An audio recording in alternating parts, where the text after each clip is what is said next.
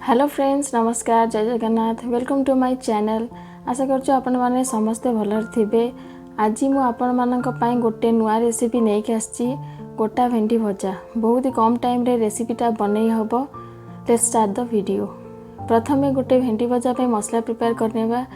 या पूर्व मु भेंडी धोई की स्ट्रेनर रे रखि देइछि। आमे ग्राइंडिंग जार रे किछि रसुण, प्याज, जीरा, सोरिसा और सुखिला लंका को भलसे पेस्ट करिनबा। गोटे इम्पोर्टेंट टिप होची मसलार कंसिस्टेंसी आपण माने पूरा थिक रखिबे। देखंतु पेस्टर कंसिस्टेंसी केते थिक अछि। तापरे भेंडी को मझिरे गोटे कट दे दबा। मु वीडियो रे जेमिति काटुची आपण माने सेमिति काटिबे।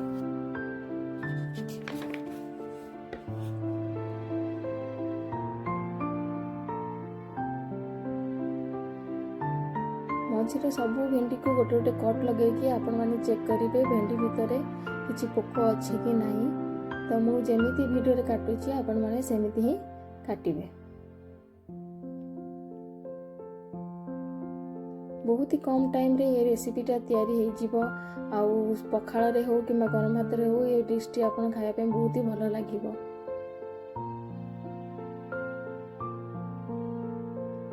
देखंतु मु जेमिति काटिछि आपण माने सेमिति काटि नेबे। गोटे बाउल रे आमे बनेइथिबा मसला को नबा। क्वांटिटी आपण जेतिकी भेंडी बनेइबे सेही हिसाब रे नेबे। सेही पेस्ट रे आमे अल्प हल्दी, लंका गुंड, धनिया गुंड आ स्वाद अनुसार लूण पकेकी मिक्स करि नबा।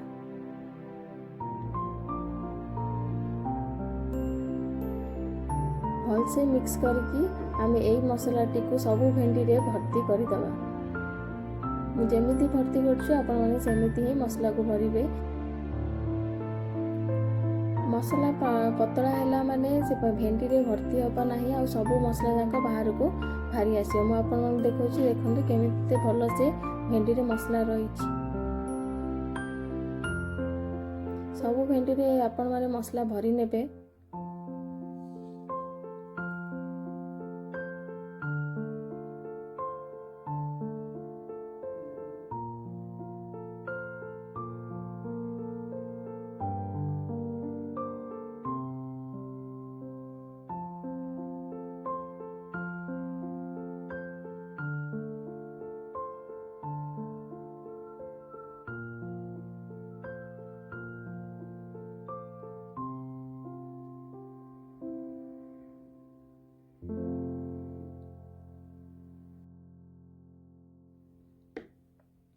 भेंडी भाजिबा पाई गोटे थिक फ्लैट बॉटम पैन नेबे। पैन गरम हैला परे सेथिरे सोरिष तेल पकेई दबा।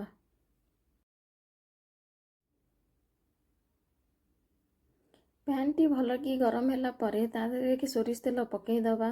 सोरिष तेल को भी टिके समय पाई गरम करि नबा। सोरिष तेल रु भल से धुआं बाहरिबो जेंती से जाय आमे गरम करबा। एमिति करले तेल रे कंचा स्मेलटा पळेई जिवो। देखंतु एठी तेल रु धुआं बाहरलानी।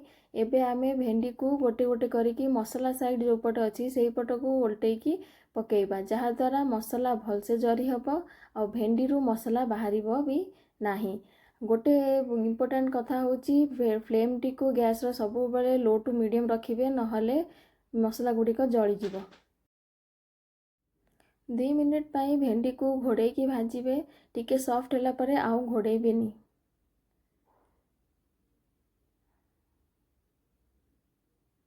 एपट सेपट करके भेंडी को भल से भाजिबे जे जाय मसला भल से जरी हेइथिबो और भेंडी टी लाल हेइजिबो।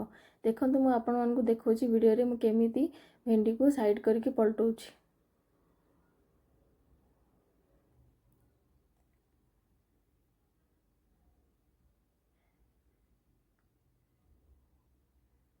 एही रेसिपीटा को निश्चय आपण माने ट्राई करिवे, बहुत ही भल लागिबो। आशा करुच्ची भिडियोटी आपण मानकु भल लागिथिबा। पुणी देखा हेबा गोटिए नुआ वीडियो रे। जदि आपण माने मो चैनल टी को सब्सक्राइब करिनाथि प्लीज सब्सक्राइब करिदेबे। Till then take care and stay healthy and be happy and don't forget to subscribe my channel.